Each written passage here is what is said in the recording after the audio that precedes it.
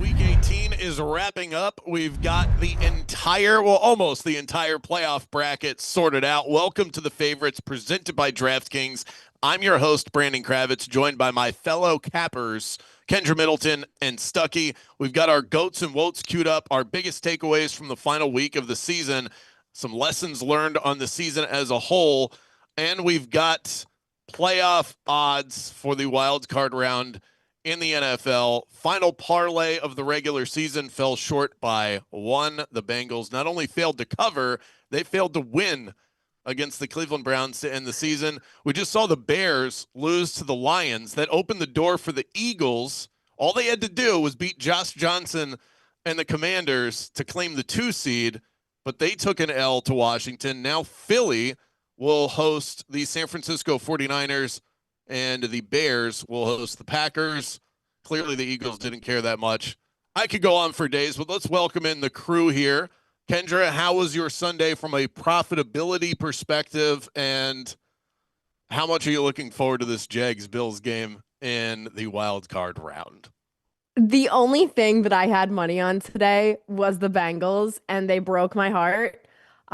So yeah, we'll get into our goats and woes, but pretty much Joe Burrow is my woe. I can't even wait.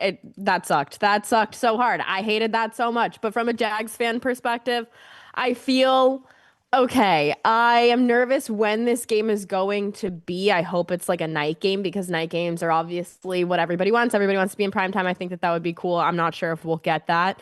But I feel okay. I feel better that they're at home, better that they won the division. I think the Houston Texans look a lot more beatable now. So I also feel good about that. We were talking before we got on here. Everything feels far more wide open than it ever has before. And I think that is what I'm hanging my hat on with everything going on. I don't want to face Josh Allen, but I think that this version of the Bills is beatable. Initial reaction, Stuckey, to the bracket that we have right now. Ravens Steelers is that's the only deciding factor in terms of what we don't know. But we do know that the winner of that game is going to take on and host a game against the Houston Texans in round one. Everything else is settled. Your favorite, most intriguing matchup in round one of the playoffs? Yeah, I mean, I think it has to be Jags Bills. I mean, by the way, I had the Bengals too. That was a good bet, Kendra. I mean, the line closed well. That game probably would have ended 35-3 if there wasn't the 2 fluke defensive touchdowns by Cleveland in the first half. I mean, the yardage in the first half was 233 to 30. And I played that because once you get the Browns trailing, they're cooked. It's toast. But they scored 2 defensive touchdowns. They were very fluky, and that's the only reason they really won that game. But shout out to Myles Garrett for getting the record, well deserved. His parents were very cute in the stands. Very adorable. I would say, yeah, that the Rams are double-digit favorites. It's pathetic that the Panthers won that division. It should be the Falcons. The Panthers had a worse scoring margin than the Giants, who were in the running for the first overall pick today. Can we talk about the glazing of the Tampa Bay Buccaneers during that game yesterday by ESPN? It was actually like, listen, I don't think I've ever talked about that on this show ever. Like, I usually try to avoid talking about the refs. I try to avoid talking about the commentary, but it was blatant that ESPN wanted the Bucs to win that game yesterday. It was kind of embarrassing. Well, the NFL luckily got it to happen because the early slate today, holy moly, was it boring. The only thing that was semi-exciting was the Saints-Falcons game. But I was glad that the Bucs got left out. Any team that goes 0-9 against the spread to close the season, get out. And then I had them yesterday. They miss a 37-yard field goal and then give up a 4th and 8. Their last 4 games were like the Dolphins, terrible. half of their division, like terrible. Yeah. The Bucks are they're a I atrocious took the team. most NFC South victory lap with my bets this weekend because I had the Saints +3. They lost by 2. I had the Panthers +3. They lost by 2. Perfect way to cap this shitty division. But I would say for as far as most intriguing, well, my GOAT, by the way, Nick Sirianni. Thank you for resting your starters. The Eagles under 11.5 wins, which should have cashed like 50 times this year. But that comes home. So shout out Nick. And shout out the Commanders for fighting and Josh Johnson. But I think the most intriguing matchup is Bills Jags. I mean, the AFC is wide open. I mean, did you watch the Broncos today? I mean, Bo Nix could barely complete a forward pass against the Chargers backups. I mean, that team can lose to anybody, and they're the 1 seed with a bye. So the AFC is completely wide open. And then your like most trustworthy commodity is Josh Allen. The hottest team that looks the best right now is the Jags, who are just surging. And those two teams are going to play each other in Jacksonville, where the Jags have been incredible all year. Jags as a home dog definitely intrigued me at first glance for two reasons. One, this Bills defense has struggled across the board, but especially against the run. That's the key. When the Jags can get their run game going, everything else flows from there. And then the Jags' run defense has been tremendous all season. And the Bills, we know, want to run the ball and run the ball some more, even though they have Josh Allen. So, and the weakness of this Jags team is still their secondary. It's not like the Bills have an elite wide receiver room out there that can fully take advantage. So I actually like the matchup for the Jags. Catching points at home, that would be the side that I look. Should be a great game. Jags Yeah, special teams also dominant. Do the Bills have a kicker? I think their kicker got hurt today. Because I saw them go. I would imagine I didn't have that game on sound, but Cole Van Lannon got hurt today too, but they apparently kept he's going for okay. the Bills kept going for two. So I assume their kicker got hurt. I assume Prater got hurt, but yeah, Jags catching points at home would definitely be a look. I want to talk about the lines that are out there just to get this out. First of all, we did get some line movement also in tonight's game. The Ravens are up to 4.5-point favorites. It's at +100 over on DraftKings. The Steelers are juiced +4.5 at -120. The total still sitting at 41.5. Kendra and I both like the under tonight at 41.5. Before I move on, Stuckey, do you like anything for tonight? Because we're going to spend the rest of the episode talking about these games that we have next weekend. No, I mean I would lean under. It all comes down to how healthy Lamar looks. So uh, no one knows. So I don't know. I'll be rooting hard for the Ravens to get in because, like I said, the AFC is wide open. You get in, anyone can make a run. So no, I mean if Lamar looks really healthy, then uh, the Ravens are probably good. The under might be in jeopardy, but even if Lamar is like not 100%, that offense doesn't look the same. The Steelers' offense without DK Metcalf is so easy to defend. Probably be like a 20-17 classic Ravens Steelers game. Let's hope. We have a couple of home dogs in the wild card round. The Chicago Bears +1.5 against the Packers to open it up. The Panthers are +10 against the Rams, the largest road playoff underdog in NFL history. The largest home playoff underdog in NFL history are the Carolina Panthers at +10. The Eagles You hate are to see a sad cat win, baby. listen. We have two cats that are underdogs at home. The home dogs in the wild card round are the Bears at +1.5, the Jags at +1.5, and the Panthers at +10. Every other home team in the wild card round is a favorite. The Eagles 49ers number just popped. We have Philly as a 3-point favorite against the 49ers, and the Patriots 3 and the hook against the LA Chargers. Kendra, the sad cats. I mean, if this was the regular season, it would be a no doubter. I'm going to take the Rams a little more seriously in terms of the postseason, so I'm not going to fire on this just yet. But if that number stays at 10, I don't know how I don't bet Carolina after the season that they just had covering the number, especially numbers like this. I don't know. We need to come up with a better way to describe the Panthers as a dog, and it relates to like a cat joke because that just feels wrong. I want nothing to do with this because the Panthers as dogs this season, outside of what we saw happen to them yesterday, I don't want anything to do with it. Jags, though, I feel pretty good about that. I feel like for luck purposes, I cannot do so. But if I were not a Jags fan, I would like that. I do also think that the Chicago thing, that feels crazy to me too. I don't trust Green Bay. I don't trust their offense. And Chicago can outscore just about anybody. Like that, those three all sound a little crazy to me. I'm not gonna lie to you. What about you, Stuckey? Is there one that jumps out? And what about that giant number that we have in Carolina? Evan can probably pull this, but historically, these poverty division winners at home catching a big number are really good.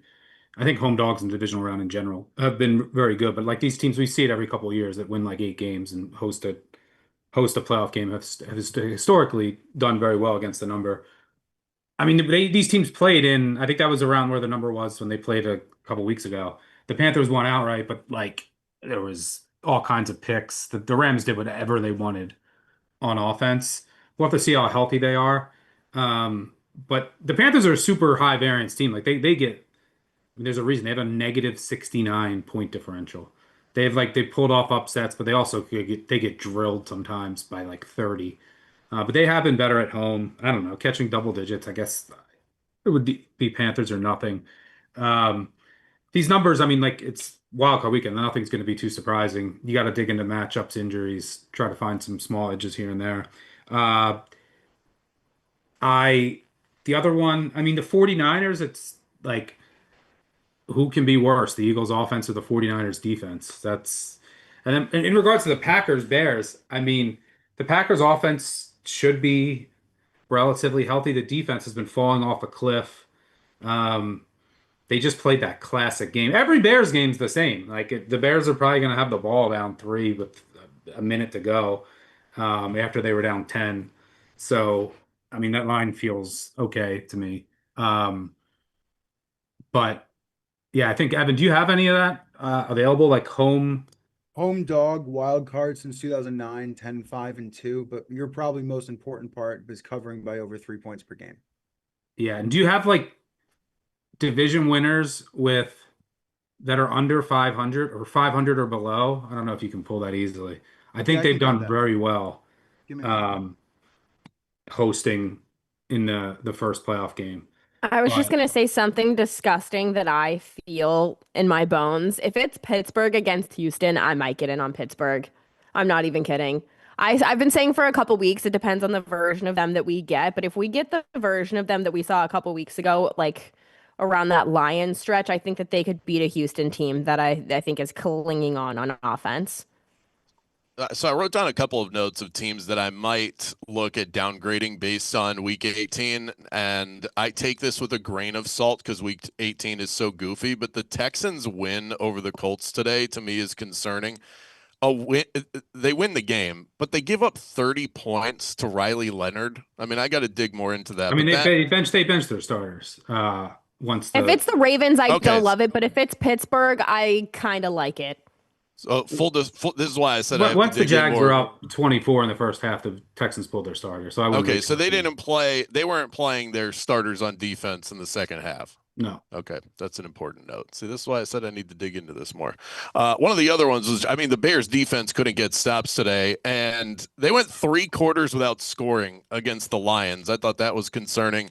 The Rams lost 2 straight and then struggled against the Arizona Cardinals for much of the day. They wound up pulling away at the end, but these are some of the notes that I wrote down. Stuckey, you'd mentioned something. You kind of breezed by this, but I think By the it's way, such an home team in wild card round, 50% win percentage or less. It's only happened 6 times last 20 years, 5-1 against the spread. well, there I knew you it was go. pretty good, but small sample Yeah. size. But And that's a nice fat number. I might end up on Carolina before the end of the day. You breezed by something that I think is so important for NFL bettors out there, finding small edges, because these lines they're barely going to move from the open. I mean, they're just so efficient with where they stand right now. So it's not like, there are other portions in the season where I feel like if you're an early bettor, maybe, and this is kind of how I profit more than anything else, is getting in early ahead of line movement. There's not a lot of that in the postseason. What are the things? Give me like 2 items that people should be looking for to find small edges in these matchups where all these teams have the exact same motivation in mind. There's no advantage there. And the lines just simply are stiff. They're not going to move. So where would you tell people to start? Look into player props. That's what I would tell most people. They're way, way, way less efficient. But what I spend most of my time doing is just digging into like matchups. But like your everyday person isn't going to spend time going into like what different quarterbacks do against different coverages and but like just basic stuff is what you can focus on if you want to get more into the weeds. Like you could train a kindergartner to tell you what the lines are going to be around once the playoffs come.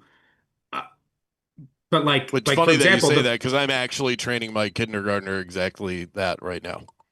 uh I'm in the process of this. yeah, but I mean like he would it And he would have kind of gets it. he would have Yeah. been like the Patriots are going to be 3 or 3.5 Right. to 4 point favorites. Like you're going to be in that ballpark. The Eagles are going to be a 3. You could see that maybe go to 3.5, but like it's not rocket science. So injuries are a big one, which I'll spend a lot of time on. And then like what is the drop off? And then like I mean, just if you without going in way too deep, you can just look at things like okay, you know that the Jags offense when they can run the ball. I mean, and they've been one of the best passing teams since the acquisition of Jacoby Myers, but everything operates so much better. So what do the Bills do against the run? We know the Bills want to run the ball. What do the Jags do against the run? And like from that perspective, it's a pretty good matchup for the Jags. So uh just basic stuff like that. But yeah, it's always hard to beat the NFL, but especially this time of the year. And you're right, there's not going to be much movement unless there's a significant injury. So yeah, you'll maybe see like a half point move, service releases, bigger money comes in when the limits are raised later in the week, but it's different than the regular season. Kendra, you're one of the more composed bettors that I know. I think it is your edge that you don't get caught in volume and the volume of the NFL, which takes a lot of people out. Do you have a specific strategy for betting the playoffs in the way that you approach it? Yeah, I look at like who on their schedule was similar and who performed how against each similar opponent. That's usually how I look at things. That and how healthy you were when you played, the big important stretches of your schedule. I bet Cats, so I'm going to go Jags, Panthers probably early on, and then we'll see what happens from there. Meow. Let's hand out our Most people goats. probably have a better chance of doing that than Just trying bet to beat animals. the NFL. Just bet Just- animals or colors. That's how All right, people win March Madness. I'm gonna bet cats and I'm gonna fade birds. I think that might be the strategy going into the postseason. Yeah, that's not a bad one. We can come up with other animal related bets and fades on the Tuesday episode. Let's hand out our goats and wotes before we get back into it. How can you not give it to the Browns pass rusher Myles Garrett? You had 2 players lifted up on shoulders during this game. That rarely happens. You get Myles Garrett and the what's their kicker, Schmidt. Both guys got the shoulder treatment. So shout out to I know it roasted both of your bets, but still, it was a special day for Cleveland. Well, my that'd be my goat. What about my you? woe is in that game, and it's all the Bengals complaining about them stopping the game for Myles Garrett. Like that's just pathetic. Like a pathetic end of the pathetic Bengals season. Did you see the line from Zach Taylor on that? He said, "We're out here fighting for our lives." You're not fighting for anything. They ran the clock down. I did see that. That was crazy. They ran the clock out with their still alive for the playoffs against the Ravens when they were getting shut out with 8 minutes to go. They literally just ran the clock out.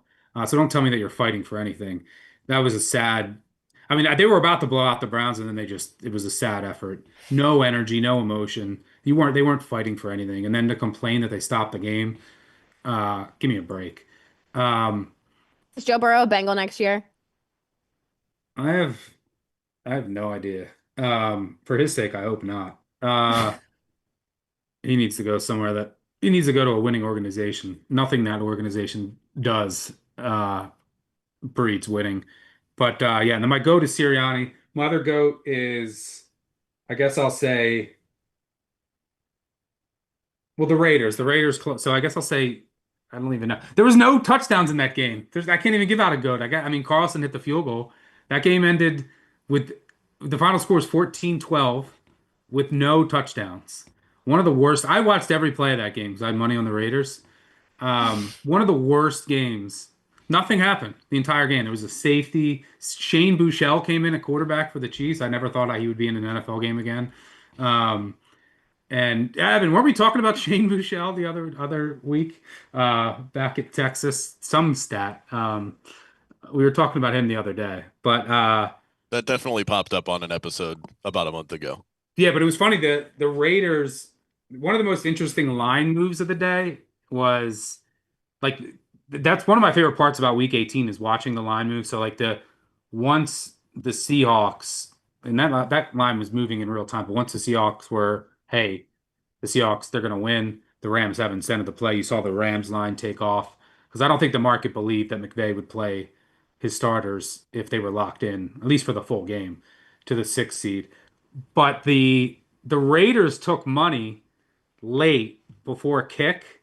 Let me see what it ended up closing at. It closed at it got down to 3.5 after the Giants won, and the Raiders secured the #1 overall pick, which is so funny to me because like you can tank by making decisions on who you're going to play and who you're not, but the market, I think, some obviously thought that okay, the Raiders, if they didn't have the #1 pick locked up already, they might have made some ridiculous in-game decisions to make sure they lose that game.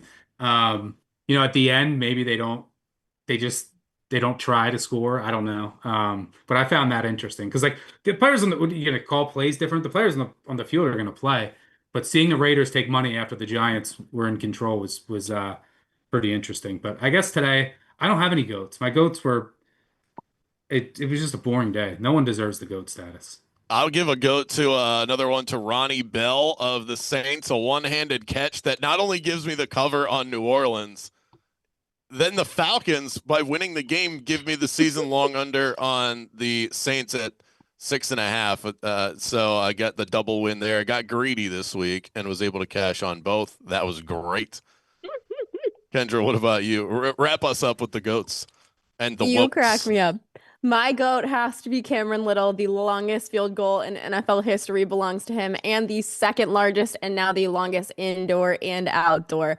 He hit the net on his field goal. I know. Put him in the pride. Sign him to a lifelong contract. My WOT, I don't care if these were fluky plays. It's Joe Burrow. He is my favorite player in the NFL, and he hurt me today, and I'm hurt. Okay? I'm upset. Kendra, where do you land on does this make you emotional in any way? My wife texted me moments ago and said that when Scott Hansen signed off tonight, he cried a little bit. How great is that? Does that not choke you up a little bit? Yeah, I love your wife. I love Scott Hansen. I loved all of the moms and dads on the broadcast today. Even when games didn't matter, they were still out there. Shout out parents, text your mom, call your mom. If you're listening to this show, do something nice for her. I'm actually, this is the least sad I've ever been for Red Zone to be over because I'm ready. The NFL season is 18 weeks. Yeah, it wasn't a great Red Zone year. We've had so many backup quarterbacks. We've had so many. He's like, I'm tired. Awful slates, like awful late slates, and third string. I mean, think about the quarterbacks that we saw today. I'm ready for like meaningful playoff games where between maybe the Steelers and the Houston Texans. So like, yeah, I love Red Zone, but I'm ready for meaningful football. Like there were some bad today on Red Zone it was tough to get through. I mean, the entire day felt like it was like 15 hours. Like what was the most thrilling minute was because the Saints scored a touchdown. You got to watch an onside kick. Cam Little. That was basically it. And then Myles Garrett gets a sack. That was the 1:00 slate. The 4:00 slate was the Tanner McKee's got to try to lead a touchdown from 80 yards away with no timeouts. And then the Bears game didn't even matter because of that. So like today was Daniel awful. Carlson, hello. It's a day for kickers. Yeah, the Raiders Chiefs game was the most exciting game of the day. The worst game I've ever watched in my life was the most exciting game of the day. So this is how spoiled we've become as football fans. We're like, I've kind of had enough of this nonstop football for 7 hours with like well, it's four funny, back in the commercials. day, July. Kendra wouldn't Stuckey's even gonna be like, I wish that I could have that game back. see. I'm old enough when I was a kid, uh, like on week 8, week 17, or back then. Um, you on the last day, you would have you'd just be waiting for updates on the bottom line, and then that's when like the break-ins were so important. Oh, Now, like huge. Red Zone's like, Yep. get this break-in away from you. You already know what happened when they break in. Everyone knows what happened. But back then it was like, oh, what happened here? Is it going to be a pick? Is it a touchdown? And so yeah, we have become very spoiled. That was Red Zone before Red Zone. Okay, we're gonna get back to some wild card games in a moment, but first I'm gonna toss it to Kendra for a word about our partners at DraftKings. The Favorites podcast has teamed up with DraftKings Sportsbook, where new customers can bet $5 and get $200 back in bonus bets if your bet wins. Stay in on the action and use your bonus bets on DraftKings same game parlays for a shot at even bigger payout. To get started, use promo code FAVORITES when signing up with DraftKings. Again, use code FAVORITES when signing up and bet $5 to get $200 back in bonus bets if your bet wins. The crown is yours. All right, Kendra, before we get out of here, we've got almost every wild card game set. We've got numbers on all of them. You don't have to give me an official bet, but could you give me an unofficial lean on one of these? Whoever wins tonight, that is my lean. I think this Texans team is gettable and early, and they're on the road. This Texans team. And I'm gonna go whoever wins tonight. I'm probably gonna be on them because they're gonna be dogs. And I don't think they will be. But they'll be dogs in Baltimore. They'll be favored in Pittsburgh. I think they could be dogs either way based on my kindergarten math. But I tend to agree. I'm a little concerned with the Texans.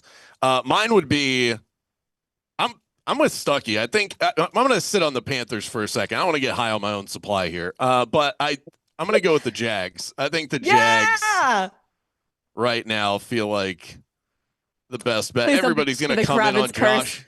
Kravitz. What? Both of my nominations cashed today, by the way. I would like that, I Mine would did like too. to be a reference. Mine I would did like too. to look season long. Well, it's going to take some time to pull the numbers, but The Kravitz curse better not be alive and well in this house. This is the Jags podcast. I haven't bet it yet, so no curse is alive, but this is a Jags podcast. I think they are just as good offensively. They're better defensively.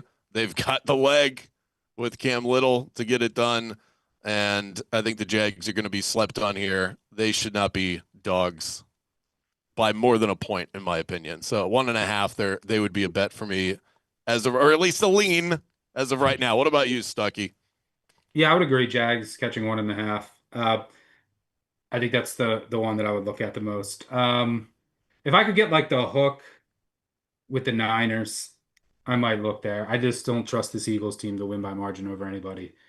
And like if there's any offense that the 49ers defense can contain, it's this Eagles offense. Because the Eagles offense just beats itself. Yeah, but the only other thing I have to say, because we'll be breaking these games down. We have 2 episodes this week. We'll have Action Hour podcast. We'll be breaking all these games down in depth. I have Gotta to talk go about some through awards. all of these games all night. I will say the one game we didn't mention, Matt LaFleur with the saddest field goal. I think that some places that line closed 13.5. Calling a timeout with 1 second left, down 16-0, and kicking a field goal.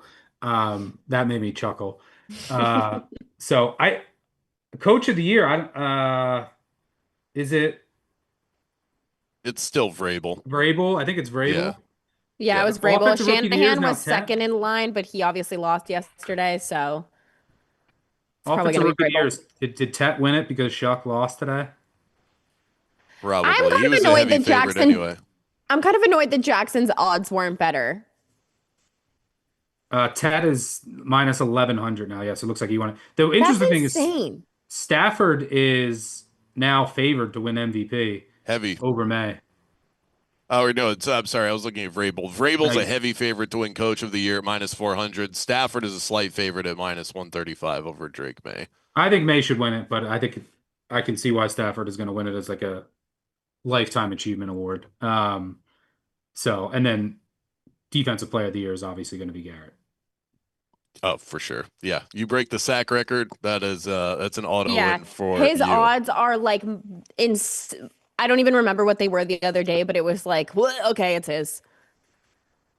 Well, unlike Scott Hansen, we are not going to cry at the end of this episode because we have more to bring to you. We're going to come back on Tuesday and we're going to plant our flag officially on these AFC and NFC wildcard games. We're also going to have a Thursday episode and we'll be right back for a Sunday recap as well. Good luck with your bets tonight, Kendra and I, on the Ravens Steelers under 41.5. We'll see you next time here on the Favorites podcast presented by DraftKings. The crown is yours. Go Ravens. Go, Jack.